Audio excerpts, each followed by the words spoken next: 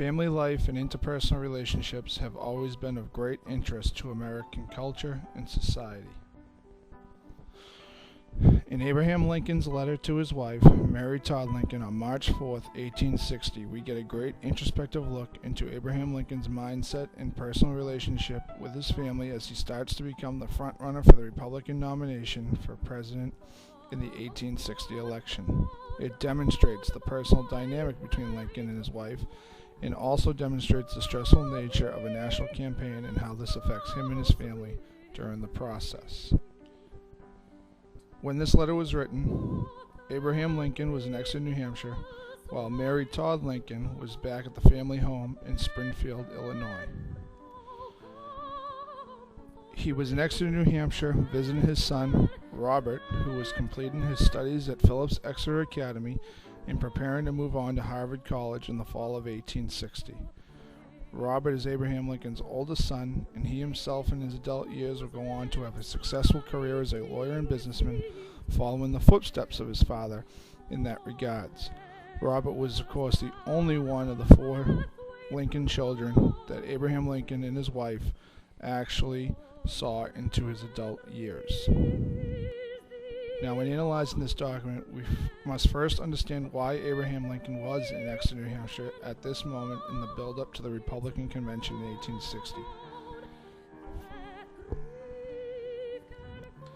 First of all, Abraham Lincoln had just given one of his most important speeches of his political career a week earlier in New York City on February 27, 1860. While in New York, Abraham Lincoln gave a speech to approximately 1,500 New York citizens at the recently constructed Cooper Union Building. During this speech, he makes reference to previous speeches by his political nemesis Stephen Douglas and former political leaders of the country who helped develop, shape, and sign the Constitution of the United States. Specifically, he points out the belief of those founding leaders, inferring that they, as he, believed in the restriction of slavery in national territories. He was playing to a strong base of abolitionists and Republicans at this speech and knew exactly what to say to win them over, and it was actually something he strongly believed in as well. This speech played a pivotal role in him becoming a strong and viable candidate for president for the Republican Party.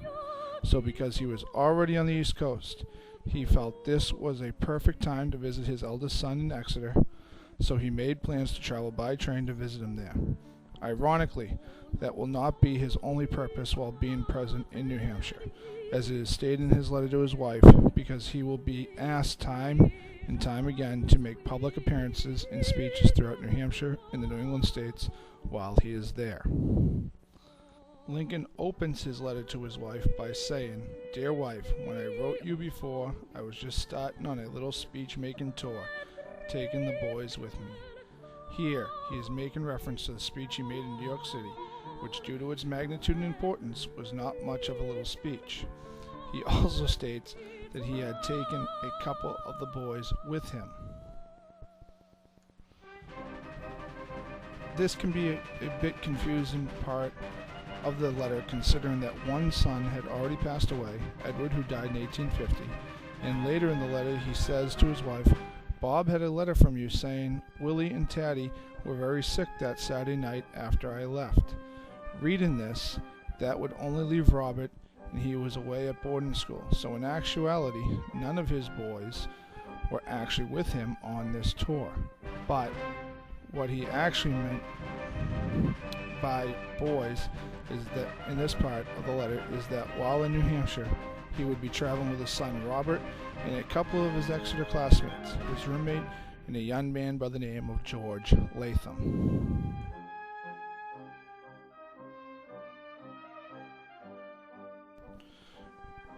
Now, right away, Lincoln gets into the meat of his letter, explaining how busy his schedule was while in New Hampshire and the other New England states. He writes, "On Thursday, they went with me to Concord, where I spoke in daylight, and back to Manchester, where I spoke at night. Friday, we came down to Lawrence, the place of the Pemberton Mill tragedy, where we remained for 4 hours awaiting the train back to Exeter." This section of the letter definitely describes how painfully time-taking a presidential campaign is in regards to a busy schedule of appearances and speeches during this time. This can, of course, be easily understood due to our knowledge of present-day campaigns, where the candidates' incredibly stressful and busy schedules are documented 24/7 by cable news outlets today. Also, here Lincoln specifically refers stops they made in Concord and Manchester, New Hampshire, as well as Lawrence, Massachusetts. Clearly, the impact of his speech in New York had preceded his visit to New Hampshire. His son Robert is recalled saying, "The news of his speech had preceded him, and he was obliged to speak 11 times before leaving New England." First, they took a train changing once in Lawrence, Massachusetts to Concord, where he spoke in front of a group of people at Phoenix Hall. It was advertised as a grand Republican rally. Then they traveled on to Manchester, where he spoke that night at Smith Hall in Manchester, New Hampshire, today referred to as Manchester City Hall. After both speeches, he was lauded in the newspapers for his effectiveness as a speaker and for the message he delivered, further bolstering his viability as a candidate for president. Again, they traveled by train back to Lawrence, Massachusetts, where they spent several hours waiting for their next train that would take them to Dover, New Hampshire. Now, here in his letter, Lincoln makes reference to the Pemberton Mill tragedy that took place in Lawrence, Massachusetts back in 1860.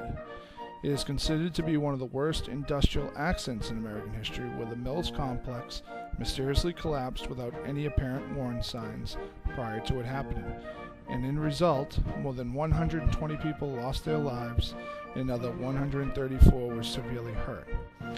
Now, why he makes reference to this is kind of unknown, but I think it was a way for him to make a connection with his wife on current things that were going on in the United States. This story would have been known to many in the country because it made national headlines at the time, and I believe he wanted to let his wife know that they were in the town that it took place in, because it was something that she could relate to and recognize, having read about it herself. Lincoln continues in his letter stating, "When it came, we went upon it to Exeter, where the boys got off." Meaning when the train arrived in Lawrence, Massachusetts, they hopped back on, traveled back to Exeter on their way to Dover, and at Exeter they dropped both his son, Robert, and the other two classmates back off at school. This meant that his son and his friends did not continue on the speech-making tour with Lincoln. Lincoln further states, "I went to Dover and spoke there Friday evening. Saturday, I came back to Exeter, reaching here about noon, and finding the boys all right, having caught up in their lessons." When Lincoln was in Dover, he gave a well-anticipated speech at City Hall for nearly 2 hours. It was so well anticipated that onlookers like a young Benjamin Jerish, a resident of Dover, was quoted as saying in the newspapers, "Look at that man. He is going to be the next president." Now, here in his letter to his wife, this is actually where Lincoln had referenced the comment that Bob, or his son Robert, had made mention to about his mother writing him the Saturday that he had left, the Saturday after he had left Springfield, Illinois, to head east to New York, about both William and Tad being very sick, according to her correspondence. I find this ironic and somewhat foreshadowing in a way. Again, both children will later die of disease. William dies in 1862 while they are in the White House at the age of 11 years old from typhoid fever. And Tad struggles with tuberculosis for a period of time and dies in 1871 at the age of 18 years old. It begs the question of whether or not this reference to them being sick was the start of the health issues for both of them that will later cause their deaths at a very young age. Now, to continue with his letter, Lincoln tells his wife Mary, "According to Bob's orders, I am going to church today. Tomorrow I bid farewell to the boys, go to Hartford, Connecticut, and speak there in the evening. Tuesday at Mendon, Wednesday at New Haven, and Thursday at Woonsocket, Rhode Island." Again, this demonstrates the crazy and busy schedule that Lincoln is keeping at this time. I do find myself asking, though, again, who is Bob and why is he ordering him to go to church? Well, when you think about it, Bob is the nickname for his son Robert, and Robert is the one ordering him to go to church. I see this as a way of Lincoln making a funny joke or jest in regards to his family's dynamic and trying to provide some humor to Mary when she is reading this letter. Upon arriving in Hartford, Connecticut, Lincoln will have a chance meeting with a man, ironically, that will later become his Secretary of the Navy, Gideon Welles, a longtime resident of Connecticut and at that point editor of the Hartford Evening Press. Clearly, being a newspaper man, Gideon Welles would love some one-on-one time with Lincoln for a private interview to talk about his campaign and his message. And through this, a relationship and friendship will develop that will, of course, lead to Gideon Welles later being named Secretary of the Navy for Lincoln during his presidential administration. Now, that night in Hartford, Lincoln speaks at City Hall. The next day, after meeting with Welles in the morning, Lincoln traveled to a quick speaking engagement in Mendon, Connecticut, and then traveled on to New Haven, Connecticut, where he will speak at the Union Hall at the Palladium in the center of town. Union Hall at the Palladium was New Haven's largest hall, and the Palladium was billing this as a grand rally for Buchanan and the Union. The Honorable Abraham Lincoln of Illinois will address the freedmen of New Haven. Now, in this billing, another man is mentioned, and he is the governor of Connecticut at the time, William Buckingham, who was accompanying Lincoln to New Haven from Hartford, Connecticut, for this engagement. Now, the speech in New Haven was primarily given in front of many abolitionists and Republicans alike, and was considered a huge success, and, as according to Nehemiah Sperry, captivated all who heard it. Nehemiah Sperry was a local congressman and head of the Republican Party in Connecticut from New Haven himself. After his speech in New Haven, the next day, Abraham Lincoln left for Woonsocket, Rhode Island, where he had given a speech due to a promise he made a few days back to two Rhode Island businessmen named Latimer Ballou and Edward Harris. Now, Latimer Ballou is an interesting man in his own right. He is not only a successful Rhode Island businessman, but in 1856 was one of the party leaders and originators of the Republican Party in the state of Rhode Island. This is more than likely why Lincoln, who ran into him a few days earlier in Providence, Rhode Island, prior to Lincoln heading to Exeter to visit his son, that he would return and give a speech in Woonsocket.